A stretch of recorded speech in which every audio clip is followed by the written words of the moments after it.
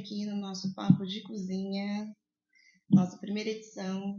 Estamos com Jerusa, natural de Pompeia, estado de São Paulo, que atualmente mora em Minas Gerais. Leciona na faculdade... Na Universidade Federal dos Vales do Jequitinhonha e Mucuri, em Diamantina, Minas Gerais. E o nosso projeto, falar de racismo, falar de religião, né, falar dessa lei nova, né, 10.639, é isso, né? Isso, que não é tão nova assim, né? Mas que poucos conhecem, né? Infelizmente. E eu falar um pouco sobre a luta antirracista mesmo, né? Quer dizer, é uma conversa que não pretende ser acadêmica, né? Assim, que a gente estava falando logo no início, né? Que o importante é que as pessoas que, né, vejam o podcast, né, que se interessem pelo assunto, depois busquem e se aprofundem, né? Que essa é a intenção. A intenção é ser uma conversa mesmo que as pessoas possam entender um pouquinho mais, né? Assim, e de forma muito leve, né? Sobre esse assunto que não é tão leve assim. Mas ela está realmente sendo executada? Essa lei, ela está implantada? A universidade está correndo atrás? Então, a verdade é que a lei, ela foi criada em 2003, né? A Lei 10.639 é uma lei de 2003 e fruto do movimento negro, fruto de reivindicação histórica do movimento negro, ou dos movimentos negros, como a gente costuma dizer, porque existem vários movimentos, várias iniciativas, né, e várias atuações da população negra, desde terreiros, né, desde de educação, movimentos mesmo políticos e partidários, como o movimento negro no Brasil já houve partido, né, partido político, e o MNU, que é o Movimento Negro Unificado, posteriormente, enfim, então há toda uma história, né, e que vai resultar em vários ganhos. Eu considero que sejam ganhos, né, com sérios limites dentro do sistema que nós temos, do sistema capitalista, né? Que aí é um outro videocast. Mas, enfim... conteúdo para um próximo Papo de Cozinha. Mas as coisas, elas estão conectadas, né? Elas estão conectadas. A Lélia Gonzalez, ela já traz historicamente esse debate sobre raça, classe e gênero. Acho que a gente não pode desconectar essas três coisas mesmo. Aqui nós vamos dar ênfase à lei porque é o pano de fundo para a gente discutir a luta antirracista, né?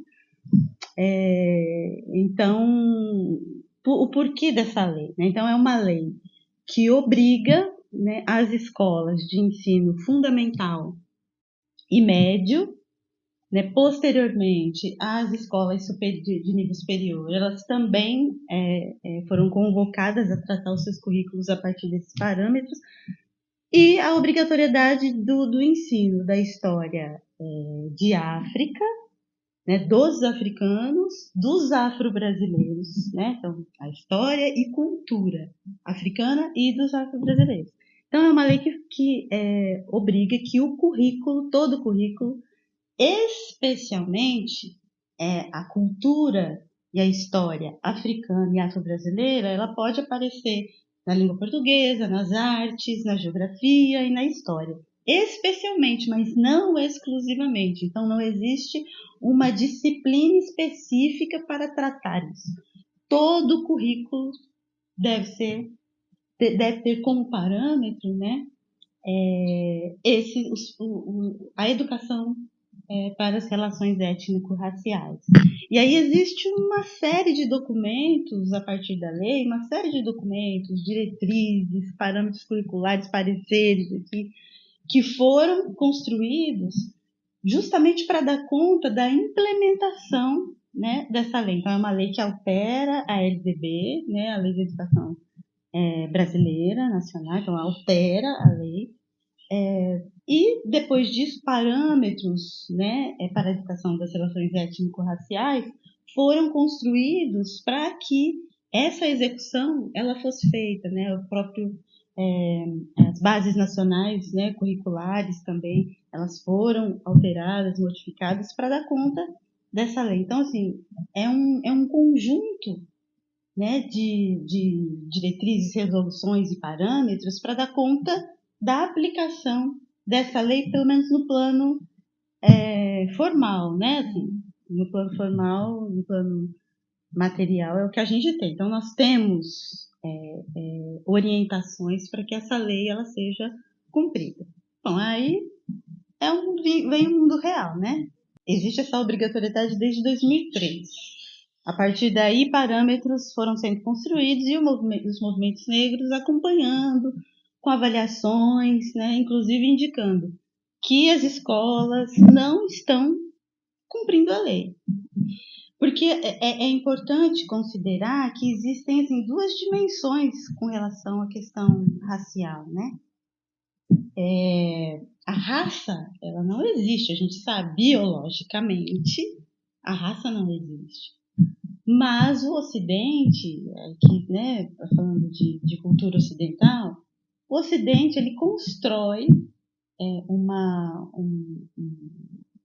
referência para as relações sociais fundamentadas nessa perspectiva de raça. Ou seja,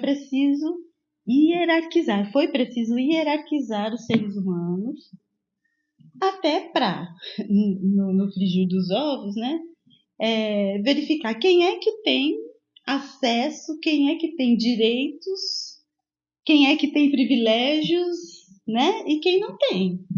Quem é que vai ser cidadão e quem não vai ser, né? Quem é que vai ser super explorado e quem não vai ser. Né?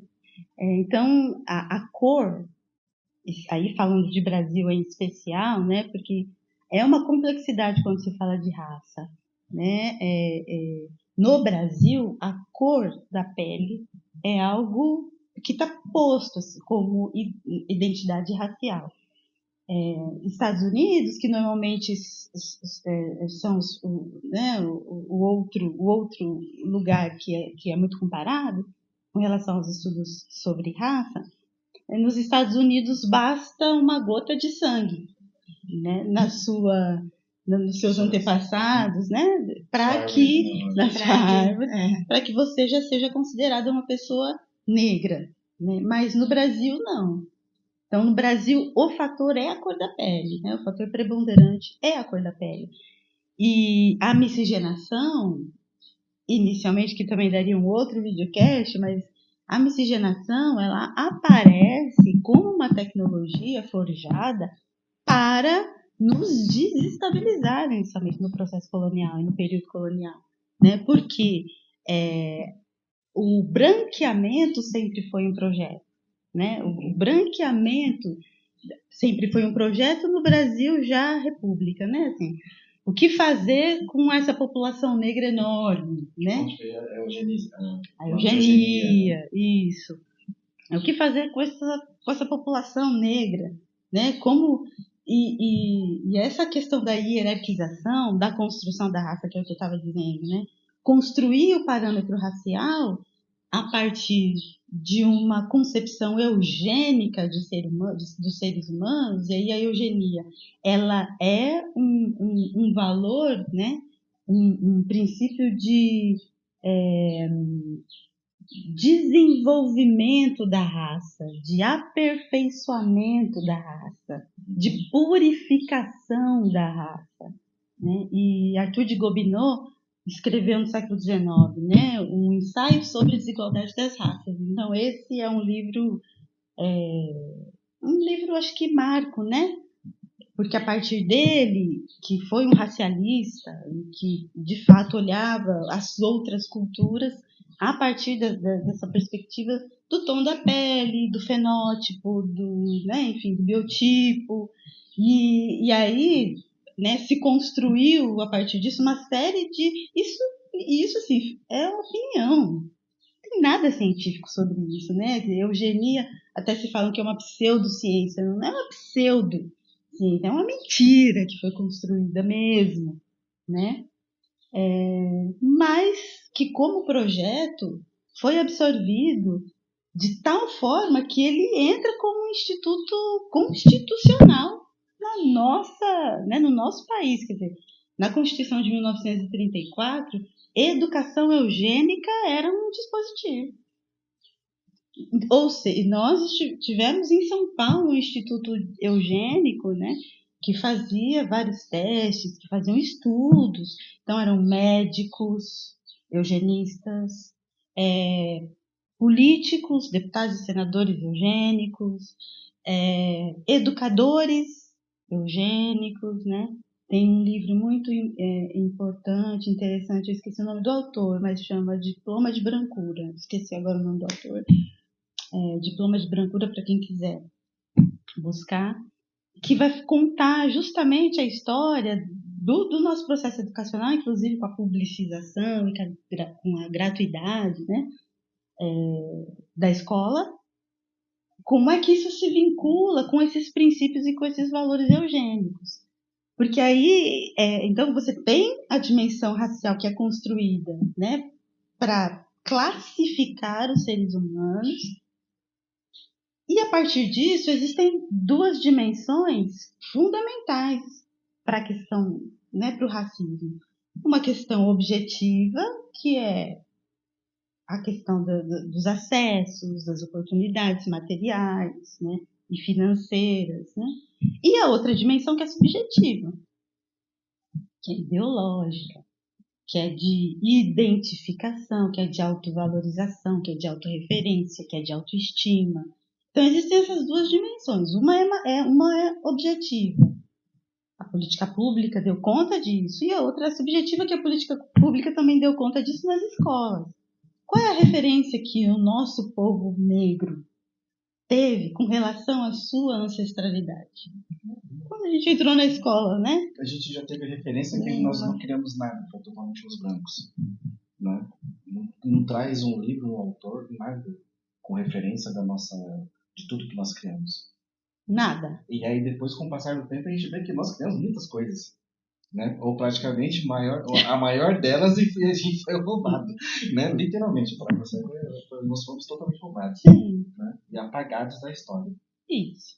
Então, como é que um povo ele consegue olhar para o espelho, se aceitar, né, e ter orgulho de si mesmo, orgulho do que vê, se ele não conhece, não se reconhece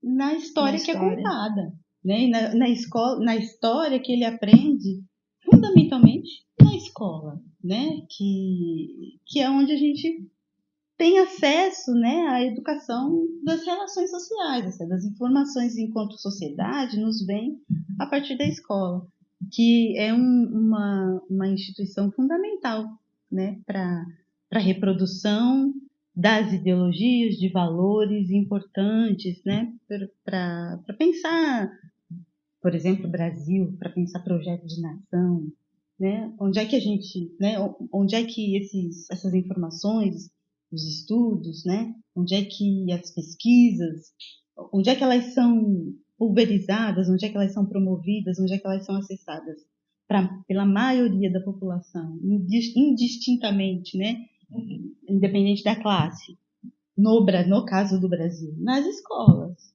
né? Então, que conteúdo é esse? Qual é esse conteúdo, né?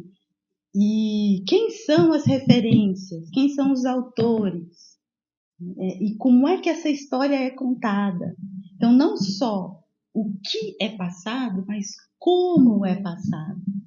Então, faz muita diferença um indígena que conta a sua própria história e uma pessoa branca que conta a história do indígena. E o mesmo caso com relação à negritude. É muito diferente, né? As pessoas negras contarem a sua história e uma pessoa branca contarem a história de uma pessoa negra.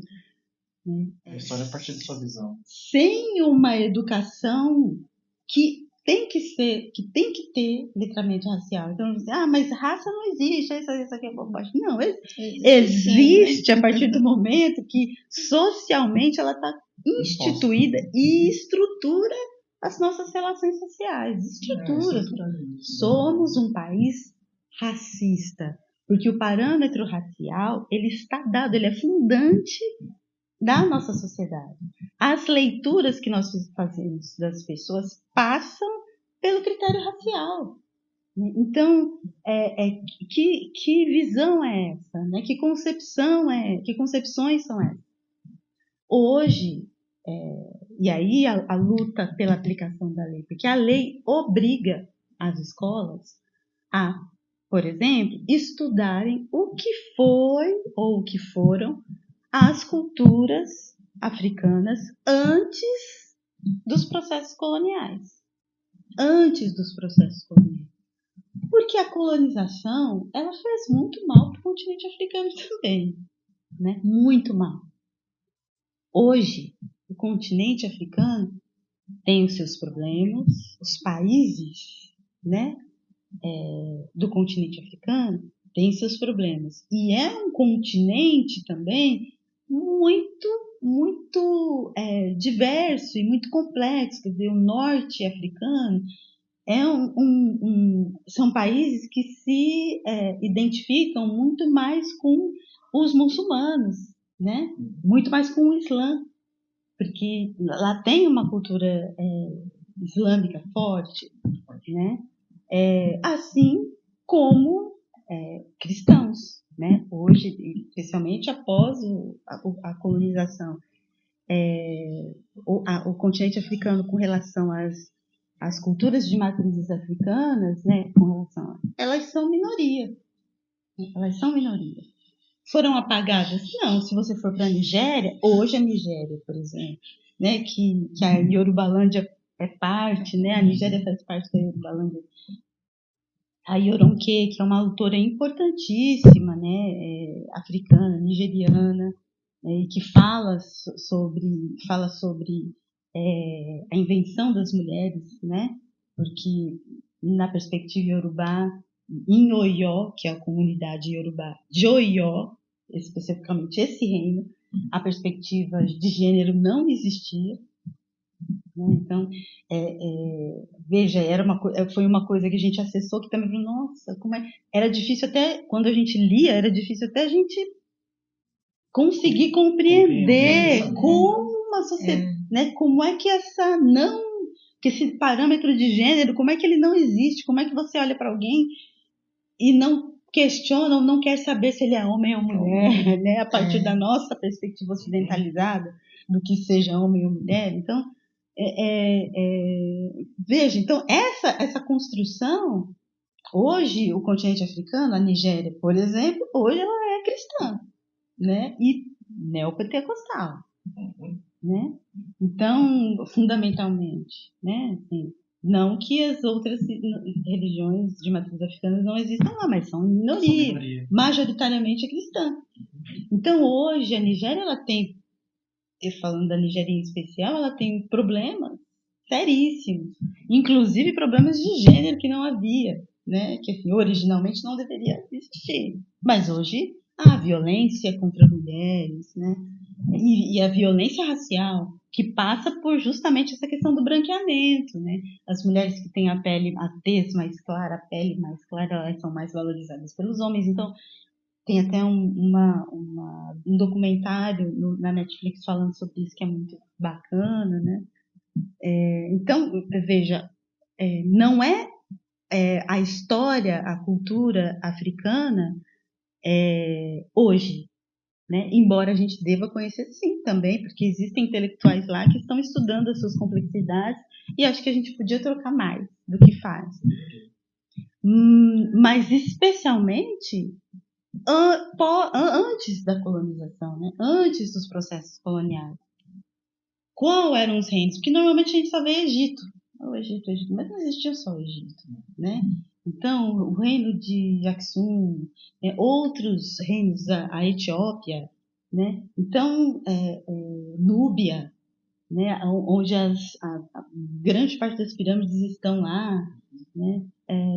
Então, é importante que a gente conheça o que o continente africano deu à humanidade com relação a isso que nós chamamos de ciência, que é astronomia, que é matemática, que é geometria, né, que é design. Já existia antes, né? Sim. Já existia. Você tem umas publicações lá do Osho de Xangô, que foi 2.200 antes de Cristo. Já executavam naquela época. Sim. Então, essas informações, elas precisam aparecer, porque os próprios gregos, nos registros, né, de Aristóteles, está lá, né, e Pitágoras, no registro de Pitágoras, está lá que eles iam ao Egito estudar com os sábios, né? Então, os gregos estudaram e beberam, sim, na fonte de conhecimento que existia no Egito.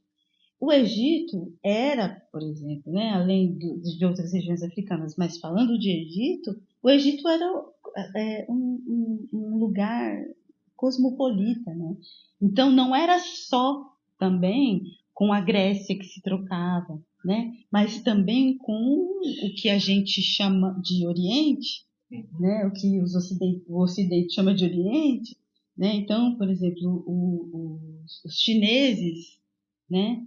Que os mongóis, na verdade, né? Os mongóis, os árabes, os povos árabes que também circulavam pelaquela região, as trocas comerciais eram intensas, fluxos comerciais intensos. Os árabes são outro povo, né? Milenar, com uma cultura milenar que também deu muito, tanto à África como também ao Ocidente. Então, assim, Grécia, né?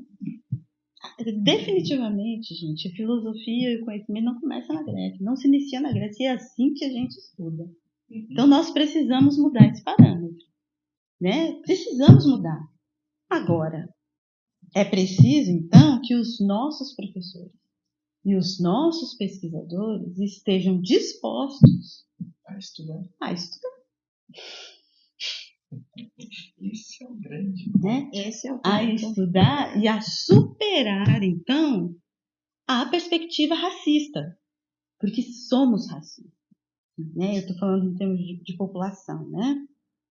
A pessoa negra, ela não pode ser racista, porque racismo é um dispositivo de poder que nos subjuga.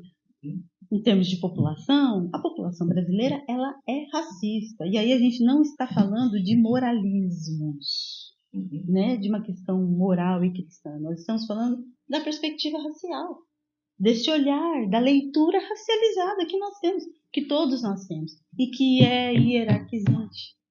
É hierarquizante, né? Então, a lei, ela existe para nos obrigar a isso, para obrigar que hoje a maioria da população que entra na escola, especialmente as crianças, tenham acesso, né, a como esse mundo ele foi constituído, e que a constituição desse mundo e os pensadores, né, desse mundo não começa e não termina com os brancos, pelo contrário, né? Sem falar nos povos indígenas, porque em 2008 a lei 10.639 ela é alterada pela lei que eu até, para não me perder, 11.645. É a lei que altera, né, a lei 10.639 e que insere também a obrigatoriedade das culturas indígenas, porque são várias etnias, né? São várias cosmogonias que nós costumamos dizer, que são leituras e percepções, visões de mundo, mitos fundacionais do mundo, né? Não é só Adão e Eva. Não existe só o mito cristão, né? Outros povos têm outros mitos fundacionais de mundo, né? Então, e quais são os outros mitos? Não, só existe um, né? A gente só aprende que existe um mito fundacional, que é o Adão e Eva. Não. Então, quais são os outros? Nós somos um povo que é afropigmeu. pindorâmico ou euro-afro-pindorâmico. E nós só nos concentramos no euro, que é o europeu. O afro-pindorâmico foi apagado, embora ele esteja nos nossos poros. Aí, né? E praticamente todos os costumes. Tudo, na linguagem, nas nossas linguagens. Banto está na nossa, né? Nós falamos banto, né? Então não é só nos rituais de finais de ano. Nos rituais, isso. Né? Nos rituais. Pular 7 ondinhas. Vestir branco, né? E tantas outras coisas, né? Tantas outras festas, o sincretismo, né? E que os próprios indígenas também, movimentos como caboclinhos, que são movimentos afropindorâmicos, né? Então, ou seja, nós respiramos, né, essas várias culturas, né, mas só o euro, né, mas só o euro aqui é ensinado. Sim, é uma educação eurocentrada, é uma cultura ocidentalizada, que nós não somos ocidentais, somos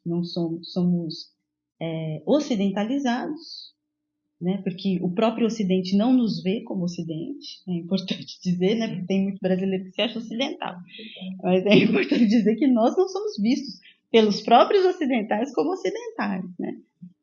Então, somos ocidentalizados, a nossa cultura é ocidentalizada, nós precisamos resgatar, então, o que nós temos de afropindorâmico e começar a ter orgulho disso. Então, a partir daí, existem vários dilemas, né? Que é justamente como fazer para a lei ser executada, ser efetivamente. Sim. Hoje, uma dúvida. Você, como professora lá na universidade, você aplica alguma coisa dentro das suas aulas com essa questão da identidade fascista? Sim. Sim, foi um processo também. Ou pensando melhor, como que foi a sua chegada lá na universidade como uma professora preta? E ocupando o espaço que você tem hoje, para a conquista, a labuta que você teve durante esse período todo como docente. É um desafio. É um desafio. Hoje não sei se eu mudei no sentido de não sentir mais ou de não me importar mais com algumas coisas. Ou se importar menos. Sim, ou se importar menos e não sentir tanto, né? Ou se de fato houve uma mudança. Então, às vezes, é uma mudança com relação a mim, mas não com relação... Né? A universidade ainda é um lugar muito branco, né? Muito branco, masculino. As referências teóricas, elas são eurocêntricas, até porque, como nós temos uma tradição nas academias, né? Mestrado, doutorado, onde os currículos eles são eurocentrados. Então, as nossas pesquisas, as formações dos mestres e doutores, eles são majoritariamente formações eurocêntricas, né? E eu penso que essa luta do movimento negro, com a abertura, com as cotas raciais, sobretudo, né? Que é um outro dispositivo atrelado, né, a essa luta dos movimentos negros, a expansão universitária, né, promovida pelos governos de esquerda, né, considerados de esquerda no Brasil, ou mais à esquerda, né, no Brasil, essa foi uma ação que fez com que pobres e negros entrassem, especialmente estudantes, pudessem entrar na universidade, mudando e pressionando um pouco os pesquisadores, os professores, com relação aos currículos, com relação a esse olhar, né? Quando eu entrei na universidade, eu passei por várias situações,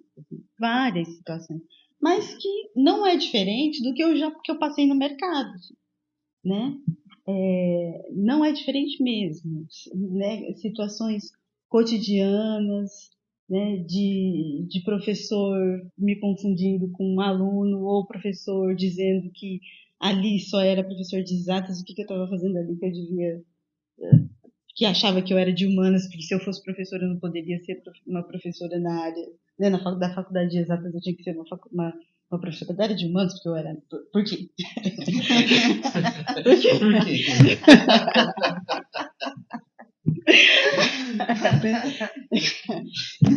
Então, assim, essas questões, elas acontecem e aconteciam com mais força, e dentro da sala de aula, o meu discurso foi sendo refinado nesse sentido, porque a formação, né, que eu tive no mestrado e no doutorado foi uma formação no campo da esquerda, né, que obviamente já vem de uma tradição que eu também tinha por ter estudado com professores que também tinham valores muito de esquerda, muito freirianos e tudo mais.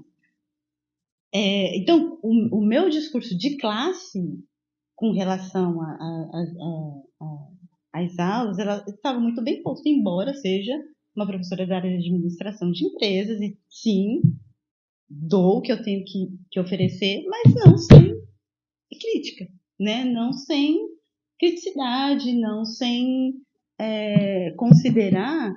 Então agora vamos sair desse lugar aqui, que é o lugar, né, que vocês recebem da literatura, mas agora vamos olhar isso aqui a partir de outros olhares, né? De outros olhares que estão aqui. Porque se a gente for analisar, isso foi uma coisa assim que também no decorrer dos meus estudos, né, quando você vai falar assim, Revolução Industrial, você vai pensar em Revolução Industrial, aí você vai falar de Revolução Francesa, né?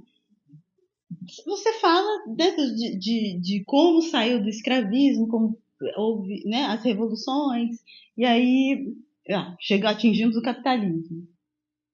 É como se isso, já a concepção de progresso, né, ela já está impressa, porque você sai de uma relação que parece que é inferior e vai avançando, né, para o capitalismo, que seria um estágio superior, com indústrias e tudo mais. Aí, nesse processo de emancipação, de industrialização, onde estão os negros? Aí eu falei assim, gente... Aí você imagina um apagamento mesmo, né? Se você parar para ver nos livros, no estudo, quando entra ali depois da Revolução Industrial, os negros parece que somem. Agora, quando foi a primeira Revolução Industrial? Foi no século XVIII. E quando é que terminou a escravização? Até meados do século XIX. Então, assim, peraí, mas, né? Revolução Francesa foi século XVIII, Revolução Cidadã, tal, emancipação, né? Novo estágio. Tá, houve a Revolução Francesa, humanidade, né? Liberdade, fraternidade. Tá, houve a Revolução. Mas a escravidão continuou. Vamos revolucionar os brancos, a vida dos brancos. Agora o menino pode continuar levando a chibata nas costas, tá tudo certo. Mas a escravidão continuou.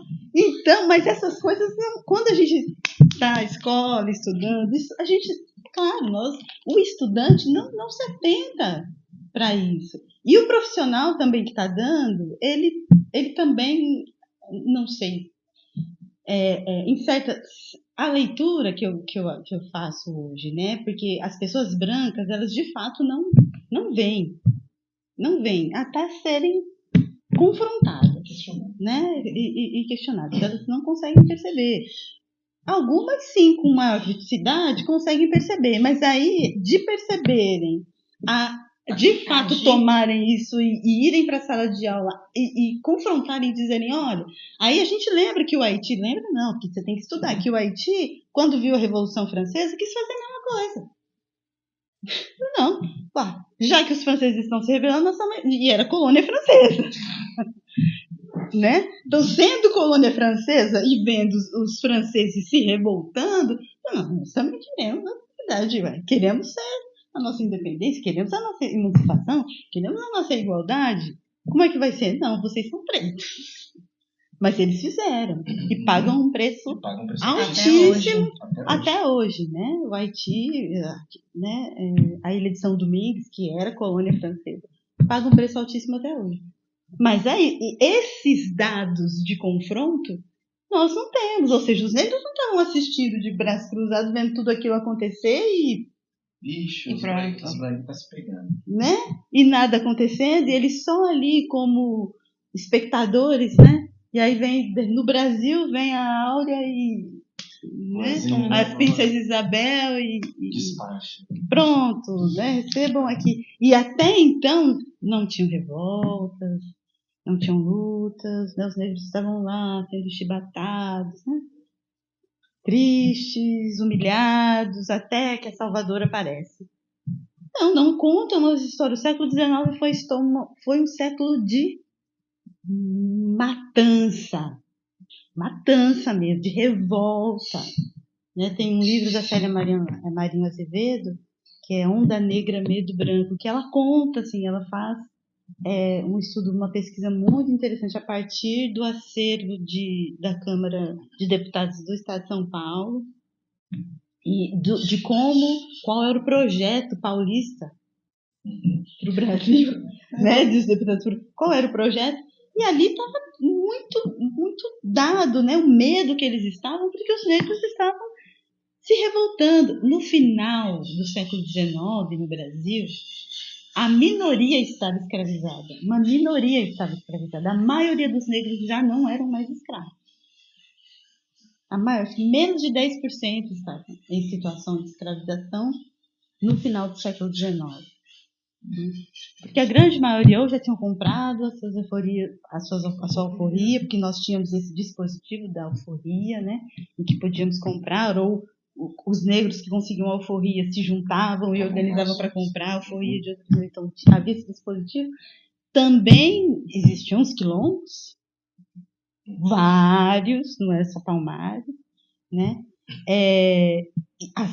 As prisões, porque as tentativas de fuga, e os negros que estavam livres e que estavam no comércio. Se você vê Rio de Janeiro, quem é que estava no centro, trabalhando no comércio, no centro do Rio de Janeiro? Eram os negros, né? A primeira, a marinha, inicialmente, quem eram os marinheiros? Eram os negros, né? A marinha, inclusive, acho que ainda nos deve, né? Deve ao nosso povo uma desculpa formal, porque mesmo após a abolição, os negros na marinha ainda recebiam penalidades com chibatas, né? Mesmo após a liberdade. E a primeira greve foi uma greve feita por um marinheiro, né? Negro, o almirante negro. Então, eu só sei que é isso, assim. Então, nós temos essa história que precisa ser tensionada. Então, aos poucos, eu fui levando isso para a disciplina.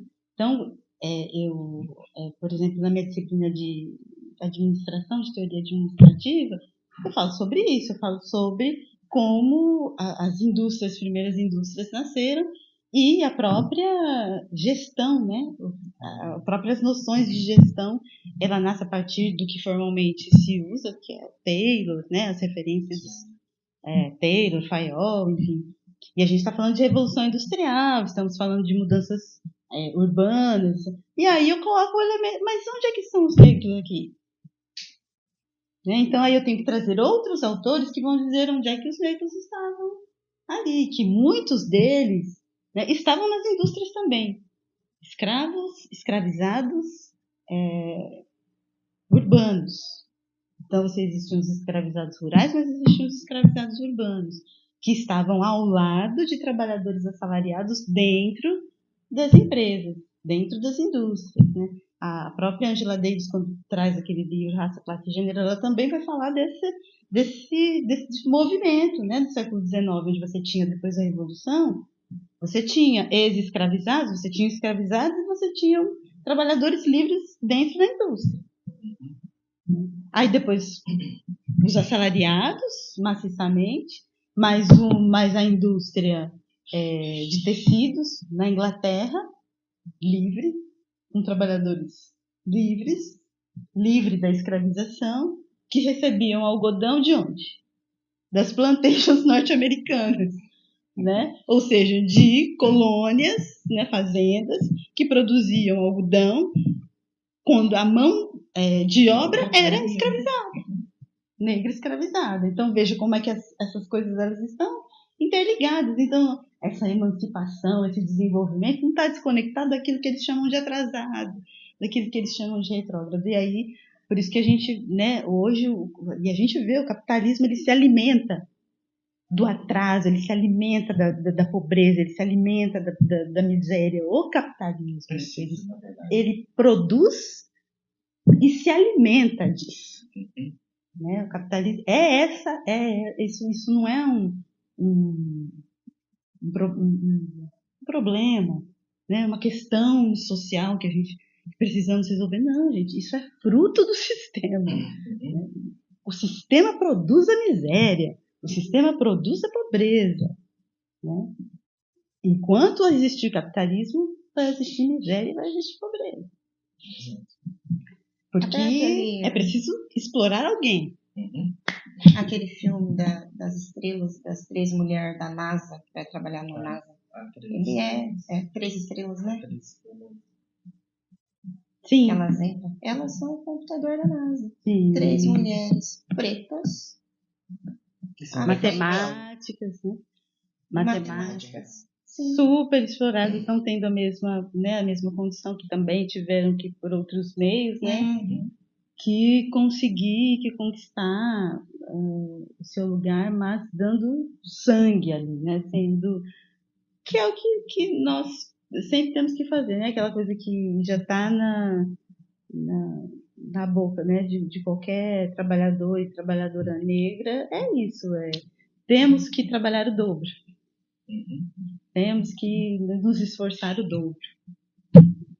Sim, porque nós não partimos, né? Nós não partimos do mesmo ponto, né? Quer dizer, tá correndo na mesma pista, só que você parte lá de trás e tem gente que já tá lá na linha de chegada, né? Tem gente que já corre ali, só dá 10 passinhos e já tá na linha de chegada. Você tem que correr lá de trás, né? Para conseguir alcançar o sujeito, né? Então é uma sociedade muito desigual. E aí, né? Aí as pessoas falam, mas há brancos pobres. Sim, há brancos pobres. Mas até eles já saem na frente. Sim, né? Essa é a questão. Então, a gente precisa entender como essa dinâmica racial e de gênero, né? De construção de gênero que nós temos aqui, como é que ela funciona e como é que ela organiza as relações de exploração. Né? Porque a mulher também é super explorada, né? Aqui, falando aí eu tomo cuidado para dizer assim, essa referência de mulher, de heteronormatividade, sem entrar, né, nesse debate tão complexo, né, na diversidade que é do que a gente está chamando de mulher, né? Mas, então, a heteronormatividade, né, essa mulher, né, ela é duplamente explorada, porque ela tem o trabalho doméstico, tem o trabalho fora e tem toda a gestão, né, do trabalho doméstico, né? Quer dizer, não é só o trabalho braçal, mas é a gestão disso. É de pensar o que a família vai comer durante a semana e o que eu tenho que fazer durante a semana, né? Quer dizer, é pensar dentro e fora, filho. Então, é isso, é pensar como é que essas 3 dimensões, né, elas sempre se encontram, elas sempre precisam ser levadas em consideração. Gente, perguntar. E dentro da sala de aula, os seus alunos, você já encontrou alguma dificuldade ou desafio nessa questão deles? Um aluno branco, provavelmente deve ser a maioria na sala de aula. Sim, sim. Ou deles compreender esse ponto desse ponto que você tenta passar para eles? De algum questionamento? Ou eles já se tocaram em questão de vida deles? Olha, Rafael, o que eu tenho percebido, e é muito positivo, do meu ponto de vista, né? é que há um desconhecimento. Então, eu inicio, por exemplo, tem um curso específico, uma disciplina específica, né? Que eu inicio antes de entrar, de falar sobre as ações do que se chama de empreendedorismo, né, que é das atividades econômicas que os negros eles empreenderam desde sempre, especialmente no século XIX, desde lá, sendo livres e não escravizados, né, porque o comércio já havia, né, as atividades econômicas eram realizadas, né, também por homens e mulheres negras, algumas vezes, a grande parte ex-escravizados, mas eu inicio falando sobre o projeto do Brasil de branqueamento, porque esse é o ponto, né, para mim. É importante dizer para as pessoas, porque as pessoas falam assim, mas por que estudar, né? Isso. Né? Porque, antes de mais nada, é preciso que as pessoas entendam como a população lida como branca no Brasil também, né? Porque a gente fala de branco, mas é a nossa construção nacional de branco, né? Brasileira.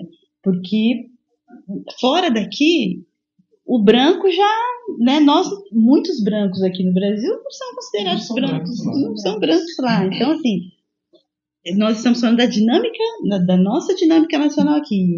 O que é, né, as pessoas que são lidas como brancas aqui no Brasil. É importante que elas saibam como elas foram privilegiadas pelo Estado. Pelo Estado, né? Pelos governos, historicamente. Incluindo aí os imigrantes europeus. Os imigrantes, né, enfim, estrangeiros. Estes foram privilegiados porque havia um projeto de branqueamento e de limpeza étnica, de depuração de raça. Então, por isso, alemães, ingleses, espanhóis, italianos, portugueses vieram para cá. Né? Depois, na linha hierárquica, que eles diziam, né, os eugênicos diziam que chineses, os orientais, eles seriam entre os brancos, os que menos eles queriam, assim, porque era uma raça também que já tinha um pouco de degeneração, né? Uma raça amarela, uma raça que não era tão confiável assim, japoneses, chineses, né? Mas havia essa hierarquia. Mas que ainda assim ganhou a sua terra dentro do país. Sim, ainda assim foram privilegiados por políticas que viabilizaram com que essas pessoas pudessem vir para o Brasil e pudessem construir os seus empreendimentos com vários dispositivos, né? Alguns ganharam terra, outros não ganharam a terra, mas tiveram as suas terras facilitadas, a compra da terra facilitada, tiveram, e todos com certidões das terras dadas de forma gratuita, não tiveram que passar pela certidão da terra, insumos, existiam cotas para filhos de agricultores, de pequenos agricultores imigrantes, para entrarem em cursos técnicos de agricultura, para aprenderem esses foram as primeiras cotas em escolas, porque os primeiros cotistas, nacionalmente falando, foram os imigrantes europeus. Estes foram os primeiros cotistas. Eles tiveram privilégios que a população negra e indígena não teve. Nós não tivemos. Porque não é justo cotas, né, educacionais, então vamos trocar as cotas. Se vocês derem um título de terra para o meu povo, eles vão preferir. Eles vão preferir terra, eles vão preferir ajuda de insumos agrícolas, eles vão preferir orientações técnicas de como trabalhar na terra do que ir para de cota escolar. Vamos trocar? Daí, vamos proporcionar isso para o meu povo, como foi para os europeus? Tá tudo bem. Aí ninguém precisa de cota para estudar, né? Porque aí a gente parte do mesmo ponto. Nós vamos, né? Nós também teremos as oportunidades de atividades econômicas mesmas. Vamos disputar, porque trabalhar, nós sabemos trabalhar, e sabemos trabalhar muito, e sabemos trabalhar em condições inóspitas, insalubre. Então nós tiramos isso de letra. Então é sobre isso, entendeu? Então eles precisam ver o que foi esse projeto. Então hoje você viaja para o sul do país, você vê que, né, você vê que maravilha que é o Rio Grande do Sul, algumas cidades do Rio Grande do Sul. Em termos de estrutura, eu fui para Gramado, nossa, eu fiquei maravilhada com Gramado. Você vai em Santa Catarina, você vai em Curitiba, né? Mas o que foi o Rio Grande do Sul em termos de política de branqueamento, né? As primeiras colônias de referência, foram no Rio Grande do Sul. Rio Grande do Sul é interessante, né? Então, assim, e um ponto que é fundamental, essas colônias, né, e essas pessoas, elas tiveram a sua cultura respeitada. Ou seja, eles podiam praticar a sua religião, eles podiam falar a sua língua. Inclusive, você tem uma comunidade, agora, nossa, fugiu o nome da comunidade, que nem tem no mundo, mas tem aqui, no Brasil.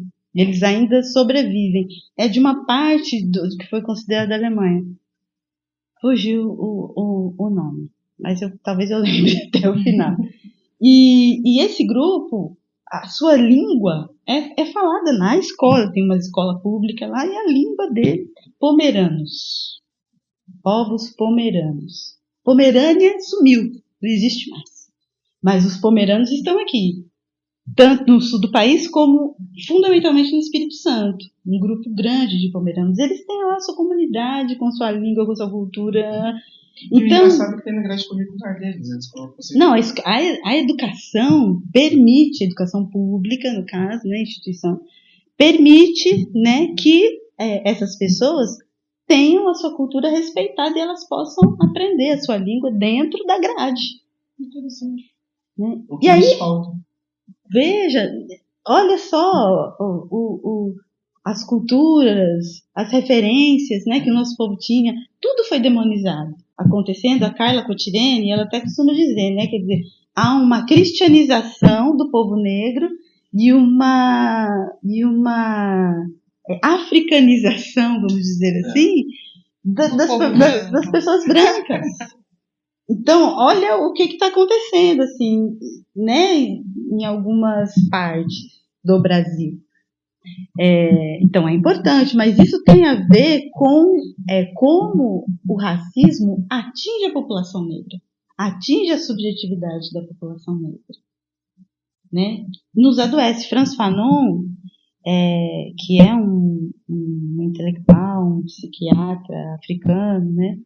O que ele vai dizer? Ele vai dizer assim, olha, ele tem um livro chamado Pele Negra, Máscaras Brancas, onde ele diz assim, olha, o que o racismo, ele criou, né, dois perfis, duas pessoas, né, duas personas adoecedoras. Então, uma branca com síndrome de superioridade e a outra negra com síndrome de inferioridade, porque branco e negro são construções. Né? Tanto que a Neuza Souza Santos também, que é uma autora psiquiatra brasileira, negra, maravilhosa, que infelizmente, né, nos deixou, faleceu, ela tirou a própria vida com 50 anos e tal. Mas ela escreveu Tornar-se Negro, porque é isso, né? O fato de você ter a pele negra não te faz negro nessa acepção, né? Porque o que é negro? O que é ser negro? Né? O africano pré-colonial não se sabia negro, não havia essa concepção de negritude. Negritude, inclusive esse termo negritude, ele é uma construção crítica a uma ressignificação a partir de uma definição eurocêntrica, né, negativa, né, de que tem negra, preta, né, e de repente vem um movimento que diz assim, não, então eu vou dizer o que é negro. Você está me chamando de negro e colocou e construiu critérios do que é ser negro. Esses critérios eu não aceito. Então eu agora vou dizer o que é ser negro. Então o movimento panafricanista fez isso, os movimentos negros fizeram isso. Redefiniram reconstruíram o que é ser negro. Mas e aí, quem não está nesse movimento, né? O negro, a pessoa negra, de pele negra, e aí das várias gradações, e aí pensando em Brasil, a questão da miscigenação que ela foi feita para nos separar, mesmo é uma tecnologia que foi instituída para nos separar, uma tecnologia violenta, né? Violenta, né? Que foi instituída para nos separar, para nos dividir, né? Porque os mais claros teriam mais privilégios que os mais escuros. Então, a partir disso, o que é ser negro? E como é que eu passo a me ver e a me enxergar como negra? Por isso a educação para relações étnico-raciais ela é tão importante, porque ela ajuda justamente nessa identificação, em se tratando da criança negra, mas também da pessoa branca, que olha também para o outro já se sentindo melhor, né? Nós vimos aí quantas vezes eu trabalhando com crianças, né, com educação étnico-racial, quantas, né, a gente tem também de experiência própria, né, de crianças brancas dizendo para crianças negras que elas tinham que brincar como empregadas porque nunca viram crianças brancas sendo empregadas, nunca viram pessoas brancas sendo empregadas. Não, mas só tem pessoas negras sendo empregadas. Então eu não posso ser sua empregada. É você que tem minha. Na brincadeira de criança. Então veja como é que isso... Ou a criança pretinha é ladrão. Sim. Né? Eu sou polícia, você é ladrão. Né? Então, olha só como isso ela vai... O imaginário ela vai sendo construído tudo por conta de um valor, né, que está sendo repassado, de ideologias que vêm sendo repassadas nas escolas, né, ideologias que vão sendo repassadas nas escolas. Então, essa é a importância da lei, né, e aí ela precisa ser, de fato, dada. Quer dizer, hoje o que nós temos são iniciativas dentro da sala de aula. Eu faço outros profissionais, vários, né, dentro falando da minha universidade, da universidade onde eu trabalho, várias iniciativas ali são feitas, né, mas nós não temos isso como a lei diz, que é o currículo. Mexendo em todos os currículos, né, e se falando, então, onde a lei mira, que é no ensino fundamental e no ensino médio, isso realmente não é feito. Os currículos não têm isso, né, sendo trabalhado de fato em todas as áreas. Aí é como disse, a lei não diz que você tem que criar uma disciplina específica para trabalhar. E também não diz que isso tem que ser um projeto atrelado ao Dia da Consciência Negra, né, como normalmente é feito. Só faz um evento lá no final do ano para falar que não, isso tem que ser estudado em todas as áreas. As referências raciais, étnico-raciais, elas precisam aparecer em todas as áreas. Por isso esse professor, ele precisa ser capacitado, ele precisa estudar. Ele precisa ser, e dá o para estudar. Tem material. O material correto. Tem material. Porque na aula de história a gente sempre aprendeu que quem descobriu o Brasil foi Pedro Álvares Cabral. Ah, sim, mas hoje... E começar desde daí, né? Trazer para dentro da sala de aula. E mudar o termo, né? E mudar o termo. Exatamente. Então, é essa orientação que a gente precisa atencionar. Então, mas vem no meu material didático descobrimento. Tudo bem, você dá o descobrimento. Olha só como o eurocentrismo, ele fala sobre si.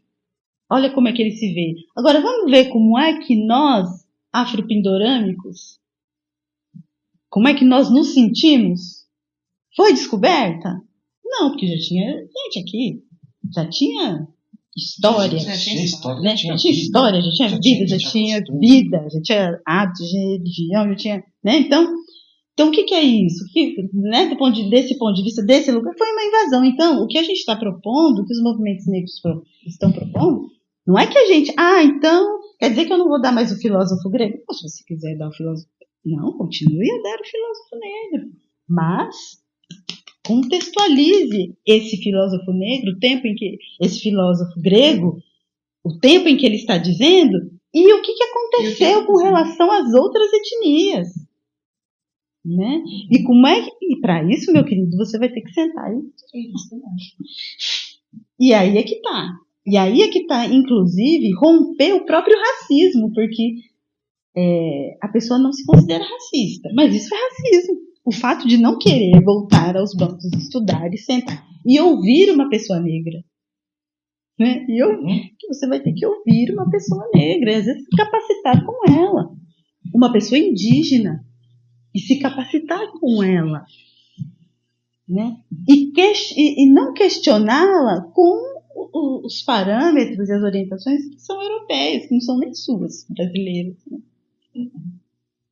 Somos nós, é o nosso povo falando, é afropindorâmico falando, é a nossa construção. E entender que ciência, né, isso a Adna, que é a que coordena, nós coordenamos a Adna, é coordenadora, a Adna Cândida é coordenadora, professora de filosofia africana, ela é coordenadora do NUPED, eu sou vice-coordenadora. Nós coordenamos o grupo junto, e ela vive dizendo, né, reafirmando, sim, ciência é cultura. Ou seja, ciência é uma construção, não existe essa coisa de exato e neutro e, portanto, intocável. Esse é um conhecimento intocável.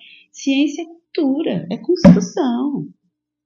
Vamos entender isso, né?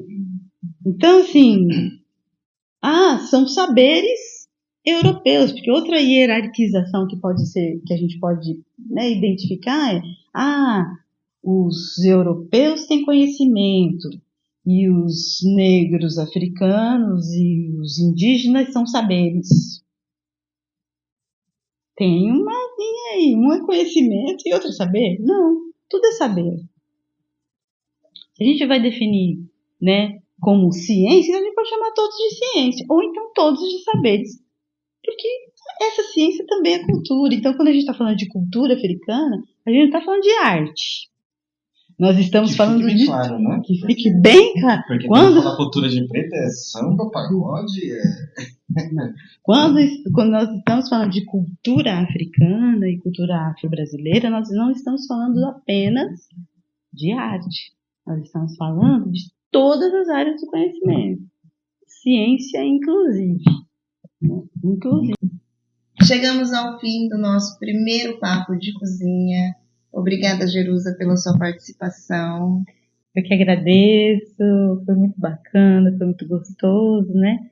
Acho que é um papo simples, que a gente não pretendeu, né, falar aqui nenhum acadêmico fez, então espero que as pessoas participem, deixem as suas opiniões e também, né, qualquer dúvida também, né, que compartilhem com muito afeto, com muito cuidado, porque, né, nós estamos num espaço de escuta aqui, e a luta antirracista, ela também cuida disso, né, do cuidado, do afeto, do respeito, né, e da atenção. Acho que isso é fundamental.